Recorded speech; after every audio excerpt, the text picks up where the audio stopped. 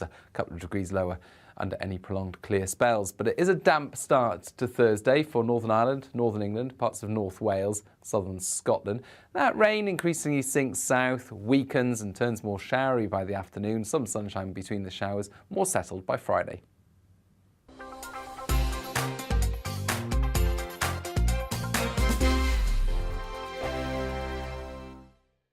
We are GB News. We're right across this great nation. On TV, On radio, on digital. Absolutely everywhere. We don't talk down to you. We embrace all voices.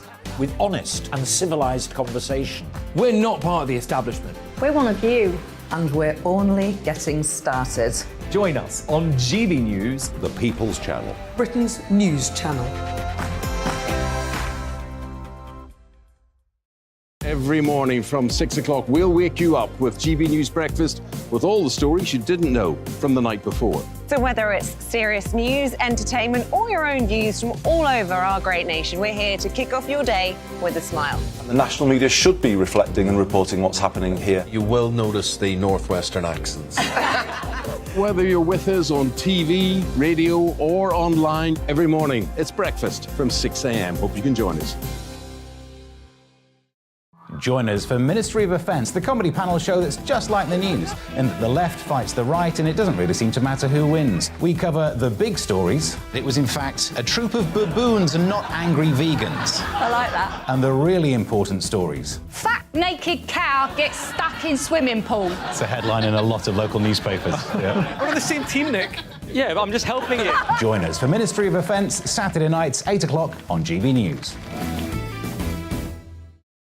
I'm Dan Wootton. Join me Monday to Thursday from 9 to 11 for the feistiest and most fun news debate on TV, where free speech reigns. I'll bring you a sharp take on the day's biggest stories, bombshell newsmaker interviews, and A-list guests.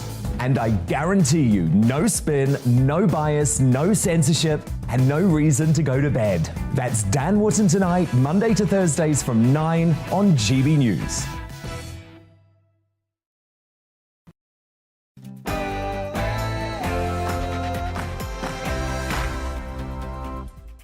A very good afternoon and welcome to the Briefing PM, an hour of the latest political news, debate and analysis here on GB News. I'm Darren McCaffrey and here's what's coming up over the next hour. Those pictures of Boris Johnson enjoying a glass of wine during lockdowns in Number 10 has sparked fury among many. We'll be debating what next for Partygate as we await the arrival of the Sue Gray report tomorrow. It comes as the London Mayor Sadiq Khan has called on the police to justify why the Prime Minister has not been fined for that event, but are politicians trying to influence the police too much? The government has announced plans to increase gene-edited crops in the UK to combat food shortages.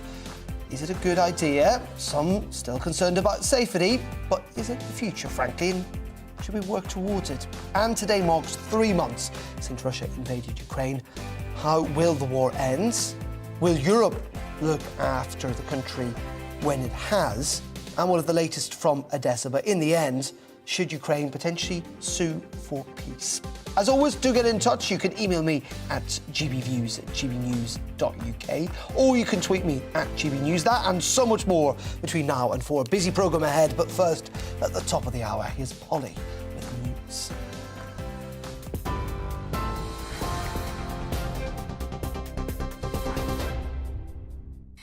Darren, thank you. The top stories. Energy regulator Ofgem expects the energy price cap to rise by more than 40% in October. Appearing before a committee of MPs, the chief executive said households could be paying £2,800 a year. He says Russia's invasion of Ukraine means gas prices are highly volatile, and he called on the government to help those who'll struggle to pay. We do have rules that say they have to offer emergency credit. We do have rules that say companies need to be proactive when someone is what's called self-disconnecting, so when you choose to come off supply. I think the problem we have, and this is a good example of the problem we have within the industry, is there is only so much the industry can do. What we want to do in circumstances like that is, what the government needs to do is to come in and intervene to support those customers. In other news, a teenage boy who fatally stabbed a 12-year-old girl over a Snapchat video row has been found guilty of her murder. Ava White was stabbed in the neck in Liverpool city centre on the evening of November the 25th last year. The court heard how Ava and her friends became involved in an argument with a 14-year-old boy and 3 of his friends after the boys recorded Snapchat videos of the group. More than 20 members of Ava White's family erupted into cheers as the jury delivered the guilty verdict. Downing Street is reportedly expecting to receive Sue Gray's report into lockdown parties tomorrow. Boris Johnson held a cabinet meeting this morning as he faces fresh questions now about whether or not he lied to Parliament. Leaked pictures published by ITV News show him raising a glass at an office gathering in November 2020. He had told MPs there'd been no party that day. West Ham footballer Kurt Zouma has admitted kicking and slapping his pet cat. He pleaded guilty to 2 counts under the Animal Welfare Act. The 27-year-old was forced to apologise after video of the incident was shared online by his younger brother. The Chief Inspector of the RSPCA, Dermot Murphy, told GB News why the case went to court. Treating an animal in that way is just not acceptable, and we were genuinely shocked when we saw the footage. What makes this even worse is that this was videoed and thought appropriate to share online as well. And I think this case demonstrates we'd like it to make sure it reminds people that animals should be treated with compassion, respect and care, and that we will not tolerate cruelty. Police have managed to clear the room at an annual Shell shareholder meeting after a disruption by climate change protesters earlier. The chairman, Sir Andrew Mackenzie, was forced to pause the meeting for 2 hours at Central Hall in Westminster when demonstrators stormed the room. He says it could take hours. He thought it could take hours for the police to remove them. The oil giant's hoping to resume the meeting soon. MPs have been told nurses are struggling to pay their rent and are relying on food banks. The Royal College of Nursing says it's a critical situation the UK can't afford to ignore. It follows reports that 6 NHS trusts have set up food banks to help staff cope with rising living costs. The World Health Organization says the monkeypox outbreak is containable and is working with officials to contain the spread. 131 cases have been confirmed in 19 countries, with 57 in the UK. The UK Health Security Agency says it's recorded the first suspected human-to-human transmission in Britain. Officials believe the risk to the population remains low, but they're keeping their advice under review. Over 130,000 journeys have already been made on Crossrail's Elizabeth line after it opened to the public this morning. Hundreds of enthusiasts from across the country queued in central London, hoping to be among the first passengers to ride the service. Mayor Sadiq Khan described it as a game changer that will benefit the whole country. One of the lessons we've got to learn is don't stop now. Invest in the next one, and then the next one, and the next one, because we can do this well now. We've learned the lessons. This project will contribute more than £42 billion every year towards our nation's economy. It's already created 70,000 jobs across the country. This is GB News. More news as it happens. Let's get back to the briefing now, though, with Darren McCaffrey.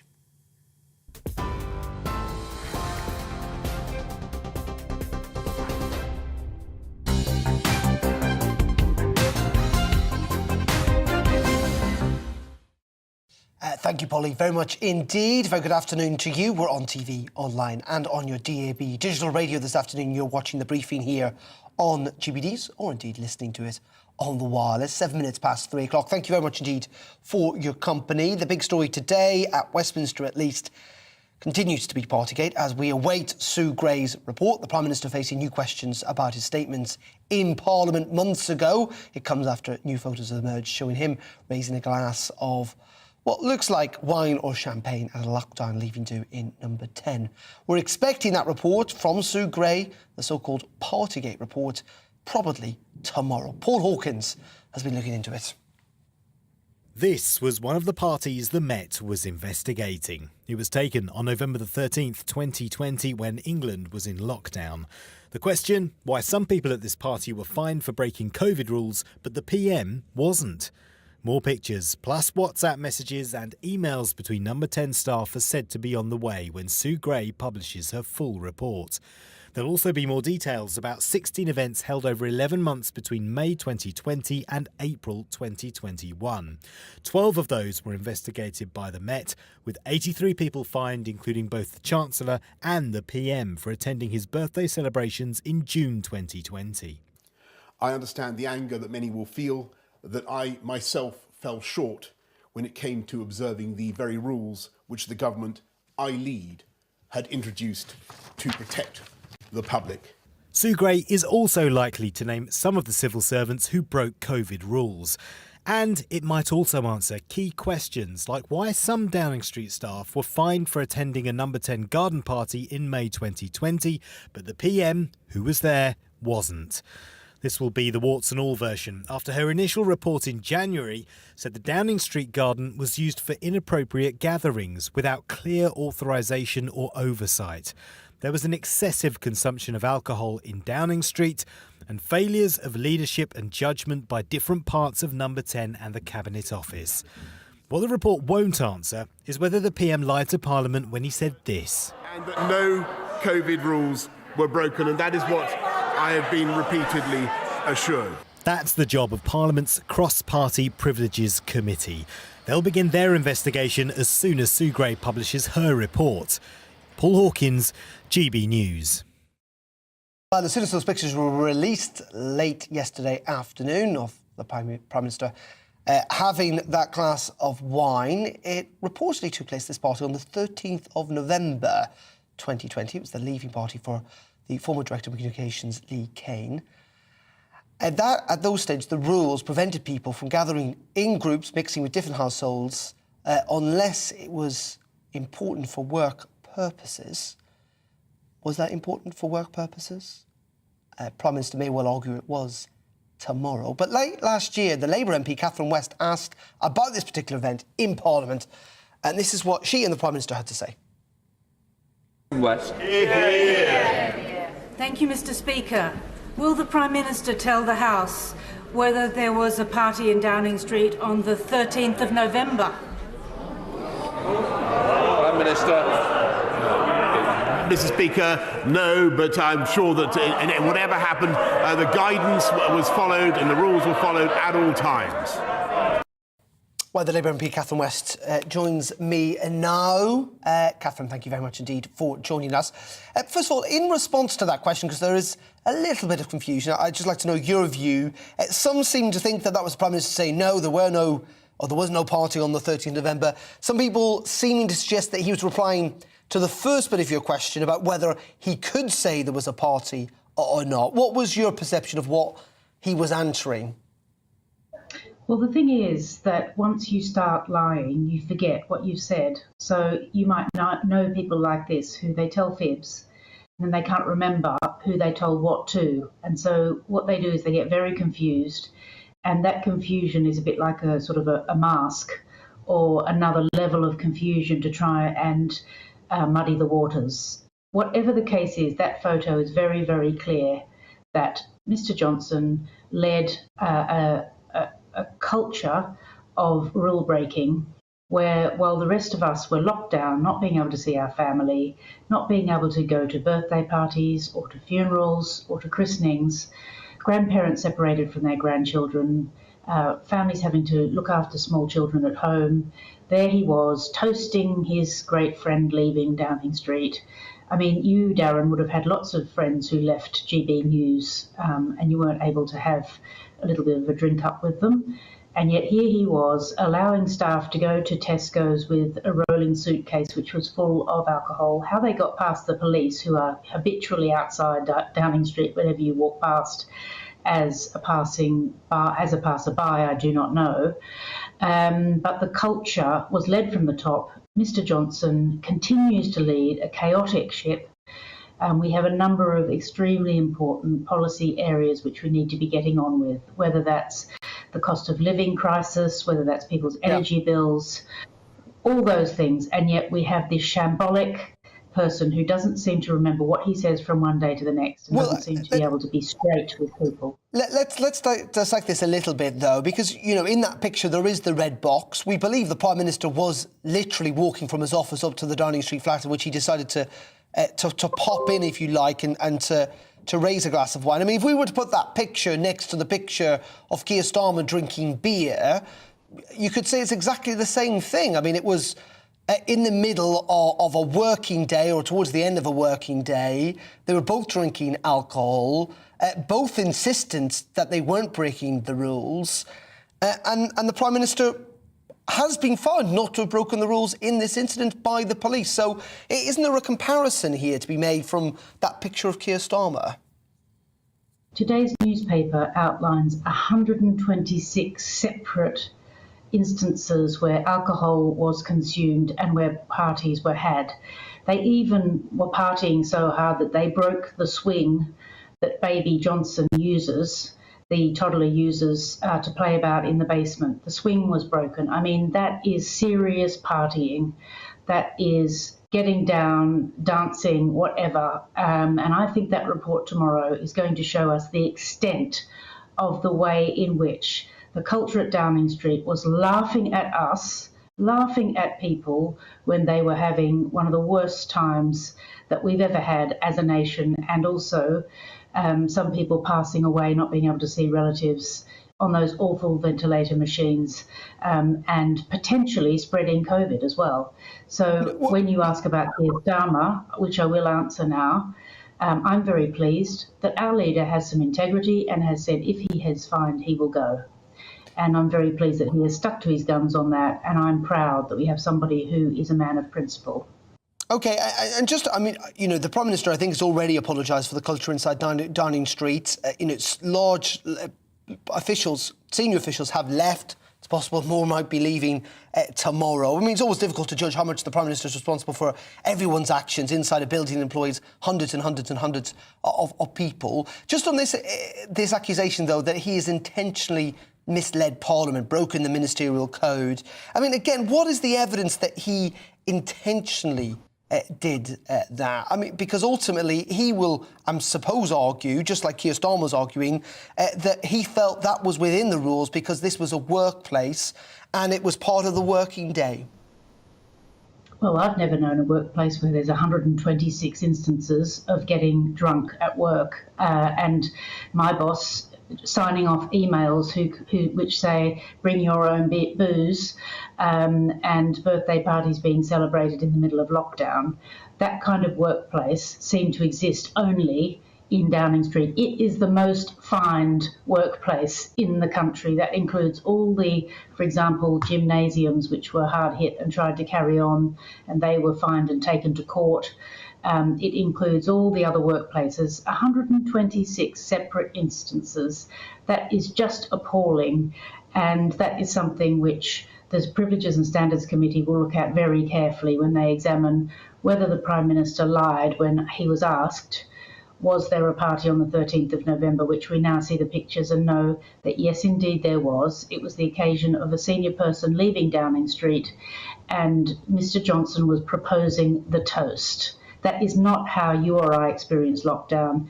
And the person who gave the ultimate sacrifice, Her Majesty, was sat in that church, and she had to be on her own. She couldn't have her children or grandchildren around her because she is somebody who believes in the principle of service and commitment to others, which should underpin our democracy, but which sadly at the moment doesn't with him in charge.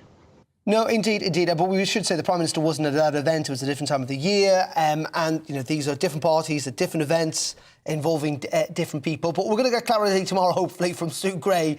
Finally, the much talked about report. Catherine, we'll speak to you hopefully in and around then as well. Thank you very much indeed for your time this afternoon, Catherine. Thank you, Darren. Take care. Joining us from Parliament. Let's move on to the other big story today. And, of course, this is the rising cost of energy, because households could see their bills rocket by an eye-watering £2,800 a year. That's up from the current average of £1,971. The Ofgem boss, Jonathan Bealey, was speaking to the Business, Energy and Industrial Strategy Committee in Parliament and says that he's expecting an energy price cap in October in the region of just shy of £100,000. Joining me now to discuss this is the Senior Research Fellow at the Centre for Energy Policy and Technology, Malcolm Grinston. Malcolm, thank you very much indeed for joining us. Really interesting is I was under the impression that this potential cap rise wouldn't come until much later in the year in terms of what we think it might be, because it's not due to come into place until October. Why do you think the Ofgem boss is suddenly now bandying figures around? Well, I suspect directly because he was asked by the Select Committee, and this is an inquiry that's going on, and it's a projection for October. One of the scary things about this is that there are still huge unknowns between now and October. Most obviously, what's happening with Russian oil and gas and whether we're going to have an embargo. That in itself could further affect the price of oil and gas.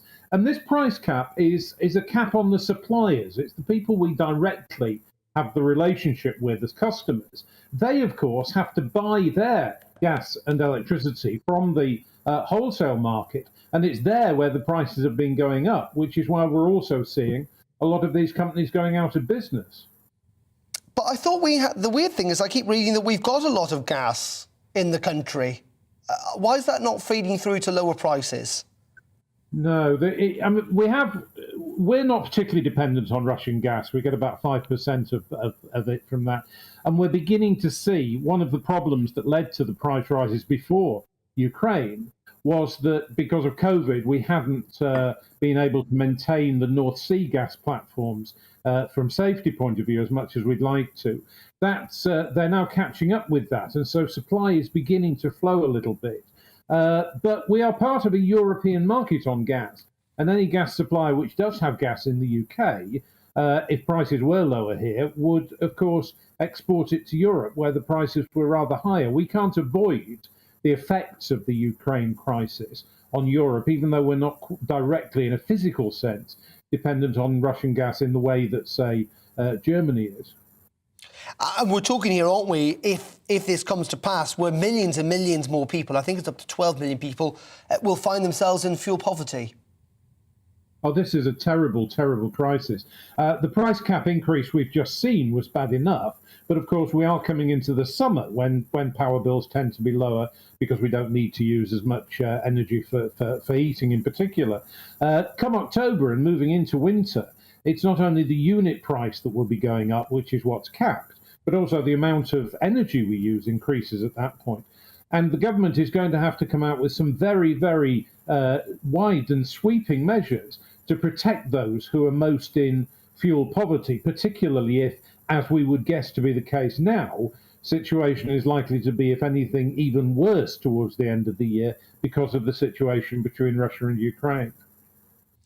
Really, really interesting stuff. And as you say, one to watch. I suspect the government is under even more pressure to do something in the days and weeks to come, given that news. Malcolm, thank you so much indeed. Malcolm Grinston there joining us to talk about that energy cap rise. OK, we're going to pause there on GB News. By the way, do get in touch. gbviews@gbnews.uk. I know lots of people very animated about Partygate, one way or another. Do let me know, or you can tweet me at GB News. Coming up in just a couple of minutes, we'll be talking about the police, whether it's right for Sadiq Khan to call on Scotland Yard to reveal more. Is politics getting too close to policing? We'll have that and much more in just a couple of minutes. Stay tuned.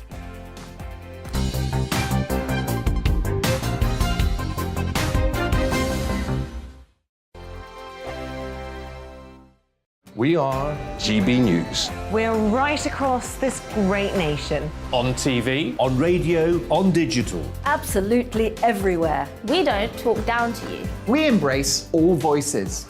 With honest and civilised conversation. We're not part of the establishment. We're one of you. And we're only getting started. Join us on GB News, the People's Channel, Britain's news channel.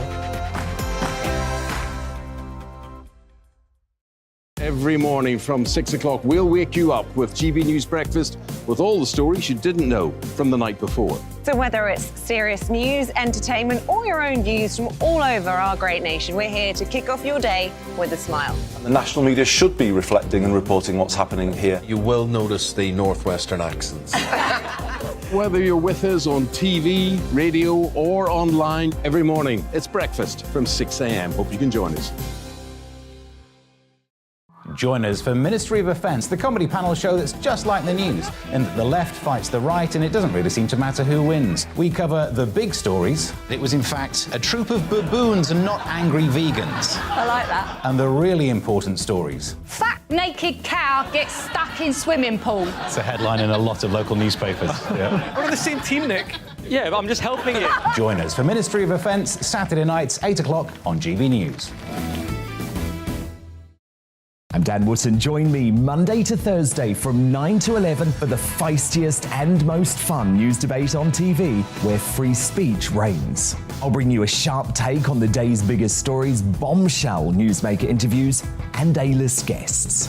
And I guarantee you, no spin, no bias, no censorship, and no reason to go to bed. That's Dan Wootton tonight, Monday to Thursdays from 9 on GB News. Hello, I'm Michelle Dewberry, and you can join me every weekday 6 till 7 on Jubes and Kerr. Me and my panel will get stuck right into the day's events, and I can tell you, in fact, I can warn you, expect some robust debates, some strong opinions and perspectives from both sides of the fence. It's about you at home as well. I love to read out all of your comments, or at least as many as I can. So join me, Michelle Dewberry, Monday to Friday, 6 till 7 on Jubes and Kerr. Hello, I'm Patrick Christie's. And I'm Mercy Moroki. Make sure that you join us Monday to Thursday, 10 a.m. until midday, right here on GB News for To The Point. We're not afraid to talk about the topics that matter to you, or the big topics that always matter. We cover absolutely everything, from the breaking political stories of the day to law and order, what's going on in the channel. We're not afraid to hold people to account. We always make sure we include your views on our show. Indeed, if you're thinking it, you can guarantee that we're saying it. So make sure you join the conversation with us, 10 a.m. until midday, Monday to Thursday, for To The Point on GB News.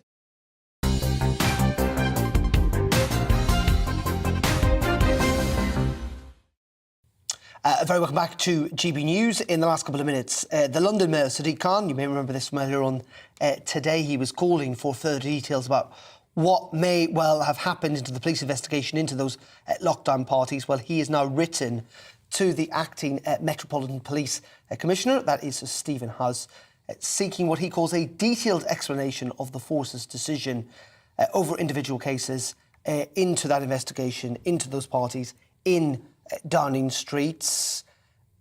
Must be said, the Met so far essentially refusing to do so. Many people asking questions, aren't there, about why some people are being fined and not others. But is it also right that the Mayor of London is getting involved in what many would see are operational police issues? Well, here to join me to discuss that is the former Scotland Yard detective Peter Bexley, who is in the studio with me to talk about that very organisation, the Metropolitan Police there.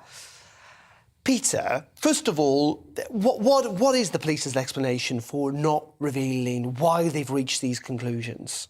Well, I'm puzzled, as I'm sure are many, many other people, including the Mayor of London. Let's have this explanation. Why not tell people the rationale behind their decision-making? And were the Crown Prosecution Service consulted, for example, because they are the prosecuting body? What lawyers advised them, possibly? Let's know. The Met so often talk about openness and transparency, and yet here it would appear they are not practising what they preach. In saying that, I mean, sometimes they would say, well, you know, ultimately, if we do that all the time, well, then every single kind of facet of the decision is going to be poured over questions, and you might just end up undermining the entire investigation altogether. These are crimes committed in Downing Street. 100 or more crimes committed in Downing Street. The home and the office of the Prime Minister, the man who runs the country. It really is not too much to ask for the Met Police in this situation to explain their thinking.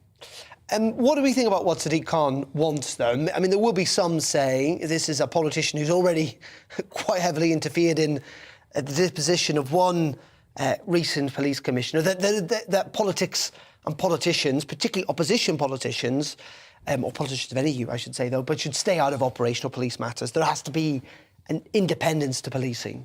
Yes, but of course the reality is that's far from the case. If we rewind back to 2013 or so, when Boris Johnson was Mayor of London, he drummed out Sir Ian Blair, who was then the Met Police Commissioner. There is a history of politicians repeatedly interfering in policing.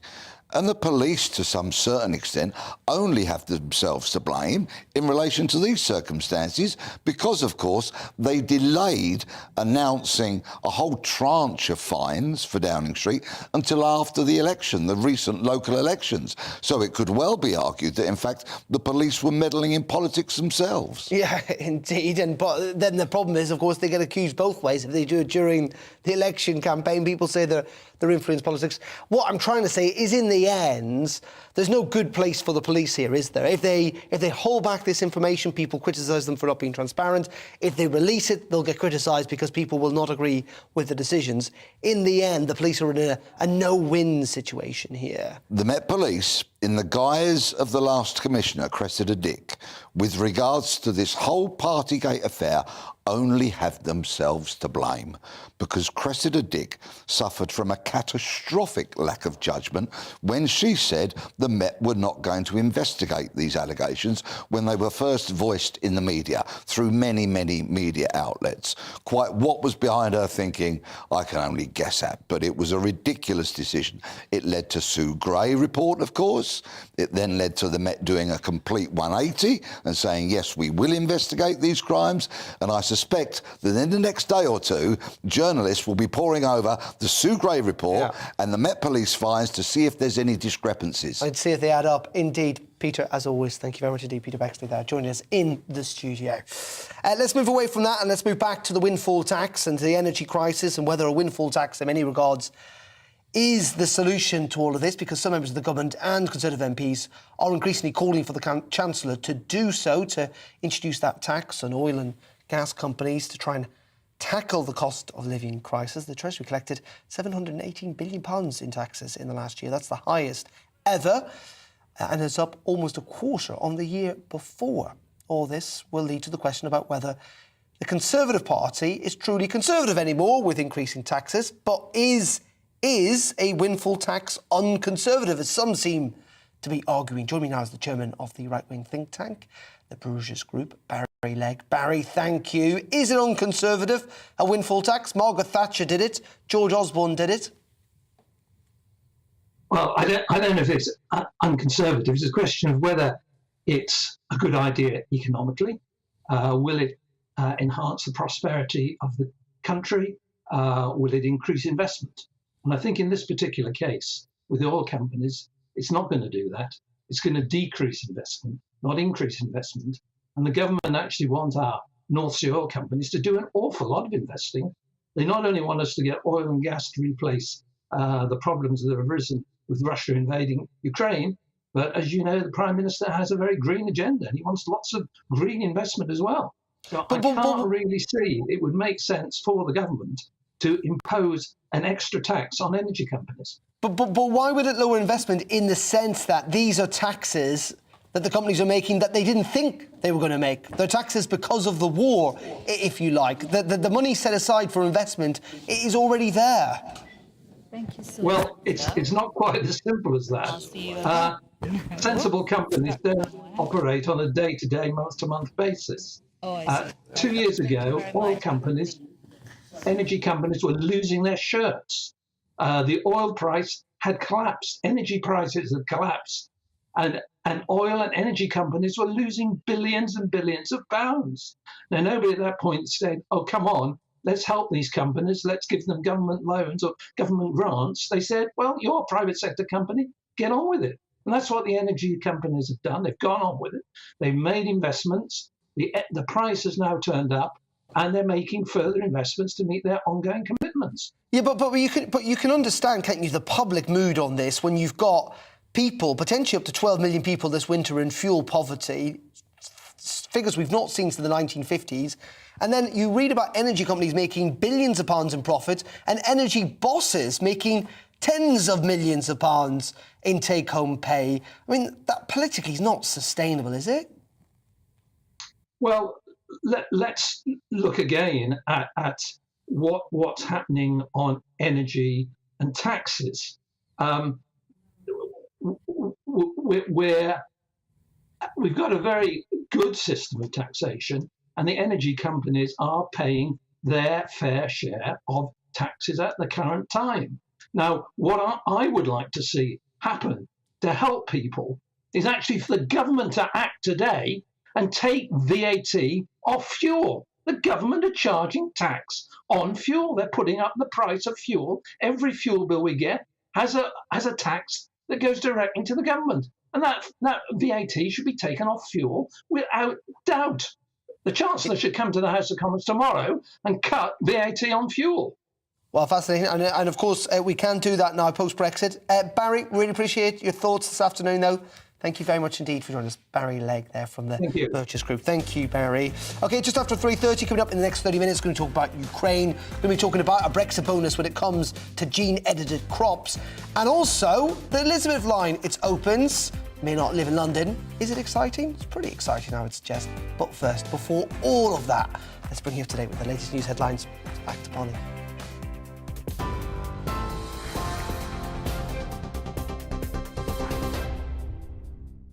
Darren, thank you. The top story. The Mayor of London, Sadiq Khan, has written to the Metropolitan Police asking for a detailed explanation of the force's decisions over individual cases in the Partygate investigation. That comes as Downing Street reportedly expects to receive Sue Gray's report into lockdown parties tomorrow. Leaked pictures published by ITV News show the Prime Minister raising a glass at a leaving do in November 2020. The energy regulator, Ofgem, expects the energy price cap to rise by more than 40% in October.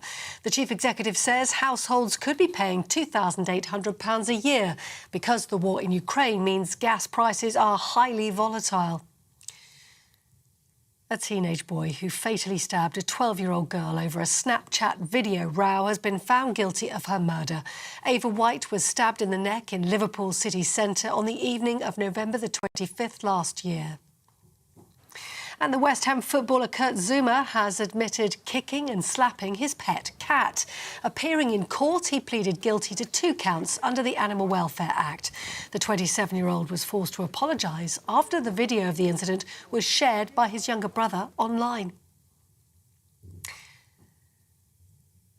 3 people have been arrested after protesters disrupted oil giant Shell's annual shareholder meeting at Central Hall in Westminster.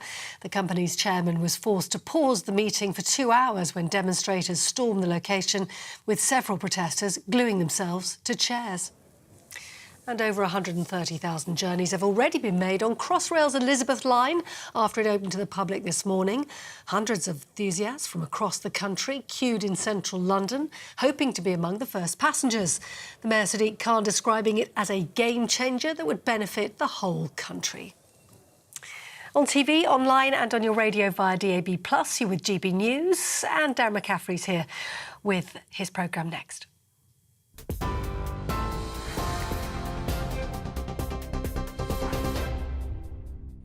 Direct Bullion sponsors the Finance Report on GB News for gold and silver investment. Before that, a quick look at the markets for you. The pound is 1.252 to the dollar. The pound is 1.8182, I should say, to the euro. And the price of gold stands at £1,490.32 an ounce. Direct Bullion sponsors the Finance Report on GB News for gold and silver investment. We are GB News. We're right across this great nation. On TV, on radio, on digital. Absolutely everywhere. We don't talk down to you. We embrace all voices. With honest and civilised conversation. We're not part of the establishment. We're one of you. And we're only getting started. Join us on GB News, the People's Channel, Britain's news channel. Every morning from 6 o'clock, we'll wake you up with GB News Breakfast with all the stories you didn't know from the night before. So whether it's serious news, entertainment, or your own views from all over our great nation, we're here to kick off your day with a smile. And the national media should be reflecting and reporting what's happening here. You will notice the northwestern accents. Whether you're with us on TV, radio, or online, every morning, it's breakfast from 6 a.m. Hope you can join us. Join us for Ministry of Offence, the comedy panel show that's just like the news, in that the left fights the right and it doesn't really seem to matter who wins. We cover the big stories. It was in fact a troop of baboons and not angry vegans. I like that. And the really important stories. Fat naked cow gets stuck in swimming pool. It's a headline in a lot of local newspapers. Yeah. We're on the same team, Nick. Yeah, but I'm just helping you. Join us for Ministry of Offence, Saturday nights, 8 o'clock on GB News. I'm Dan Wootton. Join me Monday to Thursday from 9 to 11 for the feistiest and most fun news debate on TV, where free speech reigns. I'll bring you a sharp take on the day's biggest stories, bombshell newsmaker interviews, and A-list guests. And I guarantee you, no spin, no bias, no censorship, and no reason to go to bed. That's Dan Wootton tonight, Monday to Thursdays from 9 on GB News.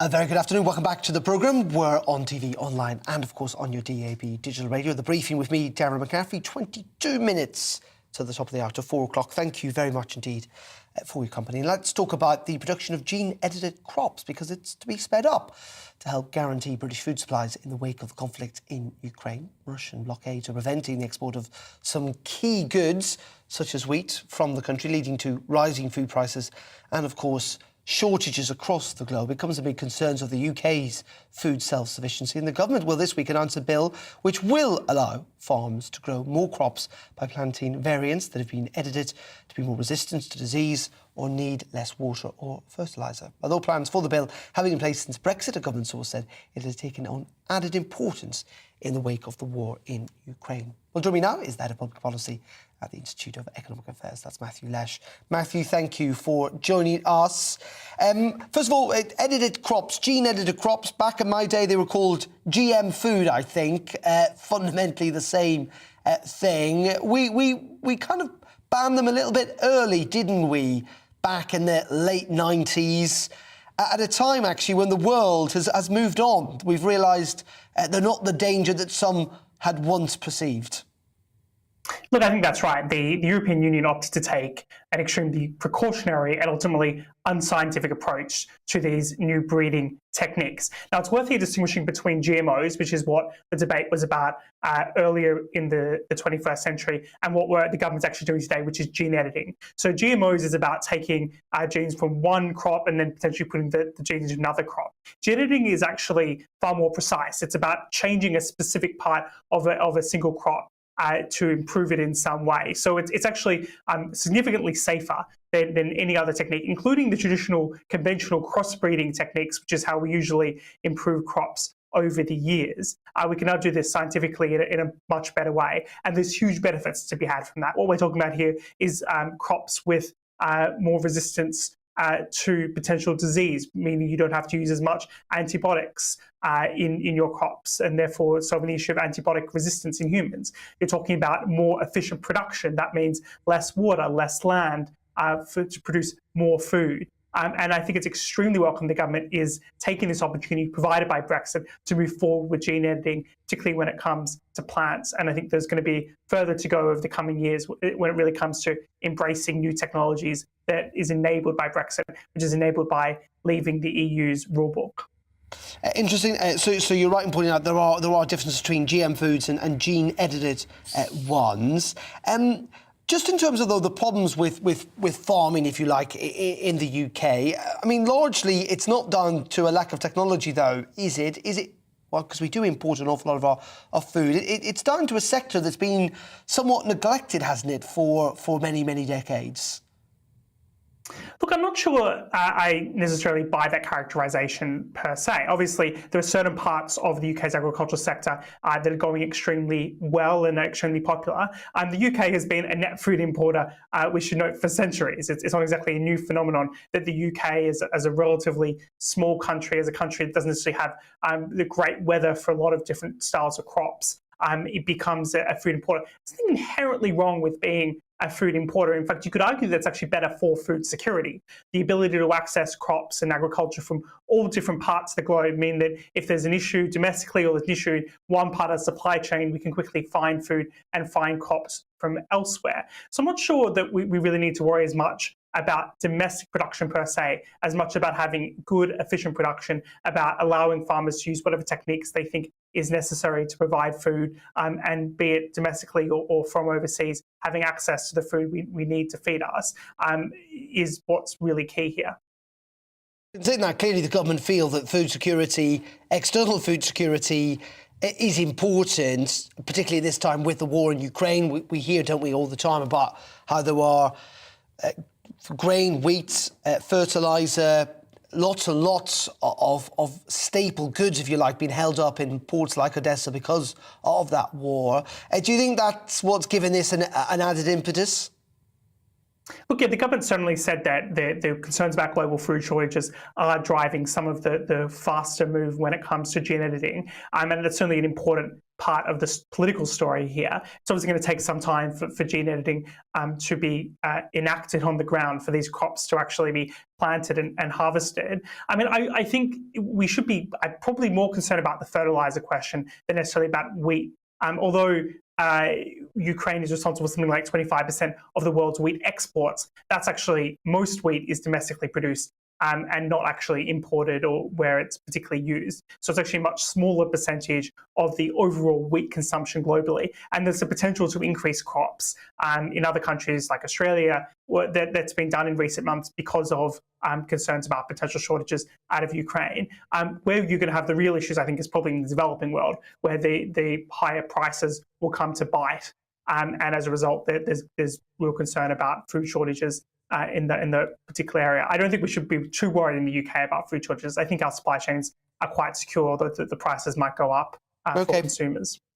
Matthew, as always, really appreciate your time and your analysis. Thank you very much indeed, Matthew Less there from the Institute of Economic Affairs. Should say just in the last couple of minutes, we talked about this a lot yesterday. You heard at news bulletins, monkeypox, which this new, well, it's actually not a new virus, but it's spreading quite speedily through Europe and indeed the UK. The UK Health Security Agency in the last couple of minutes saying that the number of confirmed cases in the UK has risen to 71, with 14 new cases identified in England. We'll have more on that at the top of the hour. Do get involved, by the way. We do want to hear your views. We'll get to some of them at the end of the programme. GBviews at gbnews.uk or tweet us at gbnews. Lots of people getting very animated about Partygate, a story that's not going away, even if you wish it would. But we'll get to those. Before we leave, let's turn to Ukraine, though, because today marks 3 months since the Russian invasion. It's fair to say that the dubbed special military operation by Putin has not gone to his plan. The Russians' march towards western Ukraine has been completely foiled, and its assault on the east, while making progress, is also facing numerous problems. Many people are now beginning to ask when the war will end and what the world will look like in its aftermath. It comes after Henry Kissinger ruffled a few feathers by calling on President Zelensky to show wisdom and to negotiate with President Putin. Well, delighted to say, joining me from Odessa in Ukraine is Maria Adiva, who is down the line for us. Maria, thank you, as always, for joining us here on GB News. Let's just first of all start off with what's happening in Odessa. We know there's been many attacks, haven't there, over the last couple of months on that port city. What is the latest? What have you been experiencing in the last few days and weeks? Well, all the south of Ukraine is under constant shelling and constant attacks, especially Mykolaiv, which is the region most close to the front line, to Kherson, which is now temporarily occupied by the Russian forces.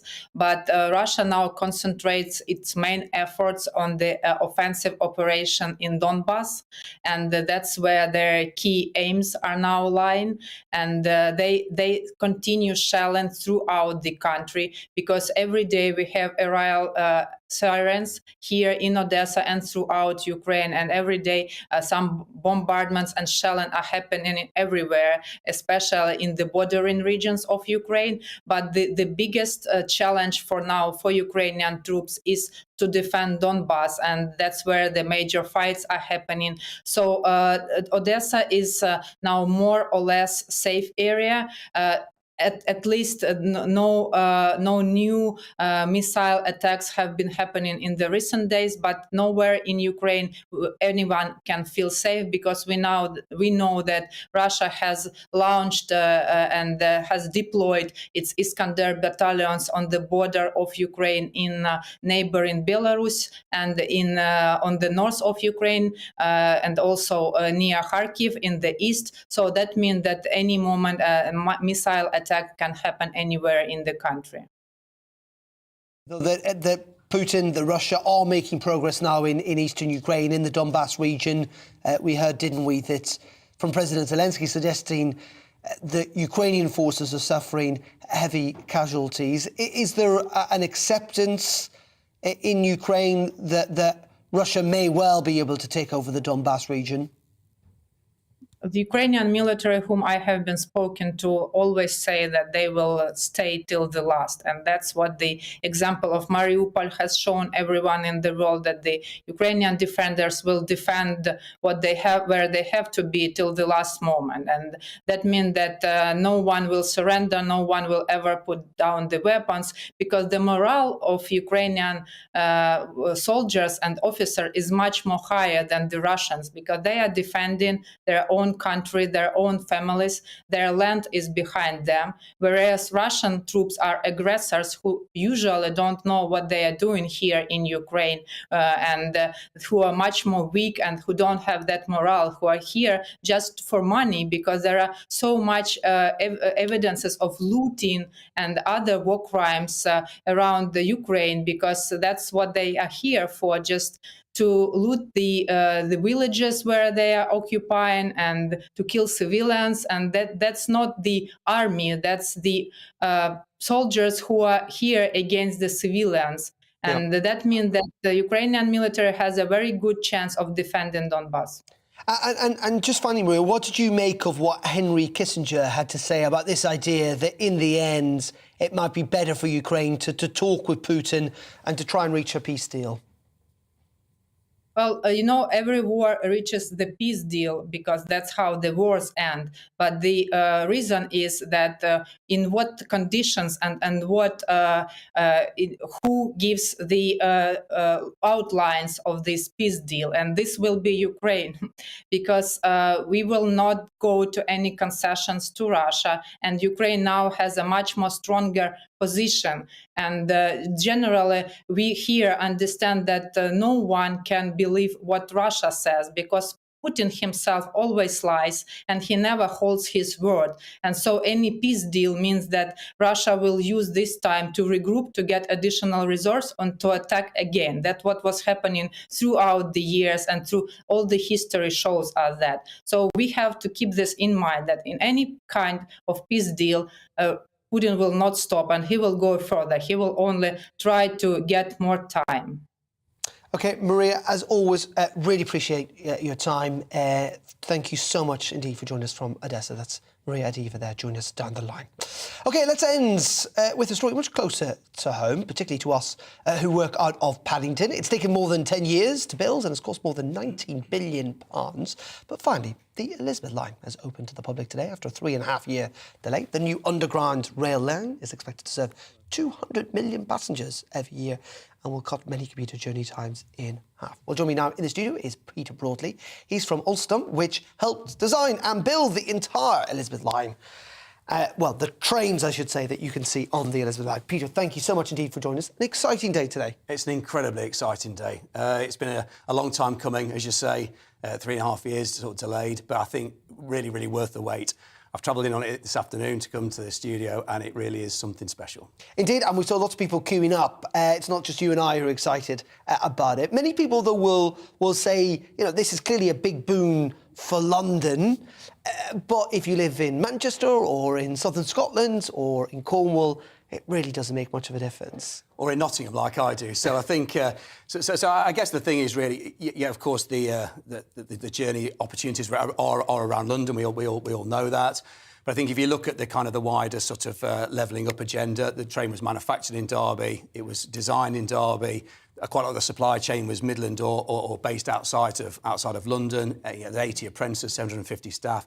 So the effects of it are felt around the country, and that's just on the rolling stock. If you look at the infrastructure side, the amount of work that was put out into the country, I think, is quite substantial. And just on the trains themselves, I mean, they're quite big, aren't they? Everyone keeps talking about how long they are and how spacious they are. It feels very different from, and I'm sure lots of people watching have been on tube lines, very different from, let's say, the Bakerloo line, for example. It certainly is. I mean, they are long. They are spacious, they are light, they have a nice atmosphere, they have connectivity on them. The stations are these huge cathedrals, aren't they? They're spacious, they're lovely. So I think it really is a step up from anything that anybody's ever experienced in the UK. Is there a sense, though, that in many regards that things have changed a little bit since the pandemic? Fewer people are commuting, you know, the rail network, even the underground is not back to capacity. Are you expecting that this is going to be used in the numbers that were once envisaged? Is the economic case for it still there? I'd like to think so. I think it may take a while for the industry to get back. I think the industry is running around about 80% capacity at the moment. When we've seen today, as I was sat outside, there's already 130,000 use the Elizabeth line today. And the connectivity around London it will generate, I think it's going west to east. I think it really will give some great value, and I'm pretty confident it'll be good. And where do you stand on this big debate about the Elizabeth line, in that we don't say the Bakerloo line or the Circle line? Do you think, why does that, do we know why that happens? I don't know, but I'm sure over time it'll just be the Elizabeth, won't it? I think it'll get dropped over time. And just the sheer scale of all of this, I mean, it is credible, but I know we say it's a bit late and a bit over budget, but it was, I think, at one stage, the biggest, wasn't it, kind of industrial project in all of Europe. Yeah. It is, and I think sometimes we look at things that go over budget and are delayed, and we like to criticise. But if you look at, say, for example, the Jubilee line, which is extended out to Canary Wharf, nobody complains about that anymore. And I'm sure this will be exactly the same. People will soon forget the over budget and late, and they'll just enjoy it for what it is. Well, I've not been on it yet, but my desire is in the next half an hour I will be. Peter, thank you very much indeed for joining us. You're welcome. There from Alstom. In the studio on the new Elizabeth line. Lots of you have been getting in touch, by the way. GBViews at gbnews.uk. People very animated about Partygate. Paul says they were allowed to rest a little bit. It was not a party.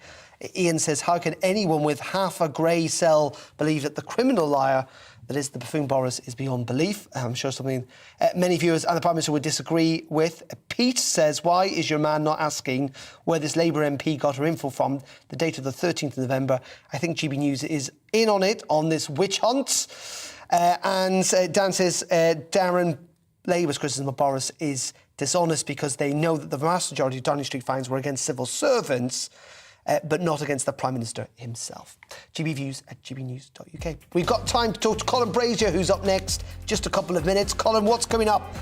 Truth, Darren, not much time left. I want to get really into the story about the Elizabeth line. In particular, the question we should have put to your guest. Yes, it's a brilliant piece of civil engineering, but isn't it also telling us something about train spotting? For heaven's sake, some of them had flown from Canada to jump on a train for 5 minutes. Train spotting is not dead. We celebrate that. And we asked Nigel Farage, who was one, to come on and talk about it. He declined us. Darren? Nigel Farage was a train spotter, I have to say. I did know that. Colin, we'll be tuning in from 4. Thank you. That's it from me today. We're back tomorrow with a fallout from the Sue Gray report and much more. But first, let's leave you with the weather. Have a very nice afternoon. Hi there, I'm Aidan McGivern. Some big, beefy shower clouds have popped up across the UK, and there'll be further heavy showers for the rest of the day, interspersed by some sunny spells, increasingly so from the west later as a little ridge of high pressure starts to move in. Low pressure currently towards the northeast of the UK, though, is helping to drive a lot of these showers in from the west and the northwest. And these showers are lively, hail and thunder mixed in with some of the heavier downpours. Increasingly, though, through the evening they'll be focused into the east, and they will die away through the night, with clear spells then turning up. Lengthy clear spells for the Midlands, eastern Scotland, East Anglia and the southeast, where temperatures will fall into the single figures, perhaps low single figures in some sheltered spots. But towards the west, wet and cloudy weather turns up by the end of the night, 10 Celsius at dawn, and increasingly windy as well, so not so pleasant as we start things off Wednesday morning across Scotland, Northern Ireland, Western England and Wales. Wet and windy. Doesn't last too long. It's replaced by sunny spells and showers as the cloud and outbreaks of rain push southeastwards. And it's going to be a breezy day, so it's going to feel cool in that breeze. 19 in London, 16 in Belfast, 16 in Glasgow, and, well, with that breeze it will feel decidedly cool. Now into Wednesday evening, the rain and showers clear away most places apart from northern and western Scotland as well as Northern Ireland. Clear spells for a time, but cloud will increasingly arrive from the west once again, and it will turn damp for Northern Ireland, parts of Wales as well as southwest Scotland. Temperatures holding up through the night because of the breeze. Most places will see lows of 10 to 12 Celsius, perhaps a couple of degrees lower under any prolonged clear spells. But it is a damp start to Thursday for Northern Ireland, Northern England, parts of North Wales, southern Scotland. That rain increasingly sinks south, weakens and turns more showery by the afternoon. Some sunshine between the showers, more settled by Friday.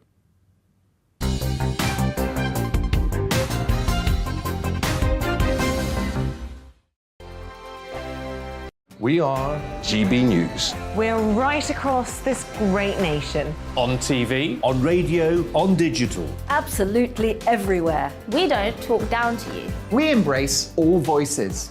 With honest and civilised conversation.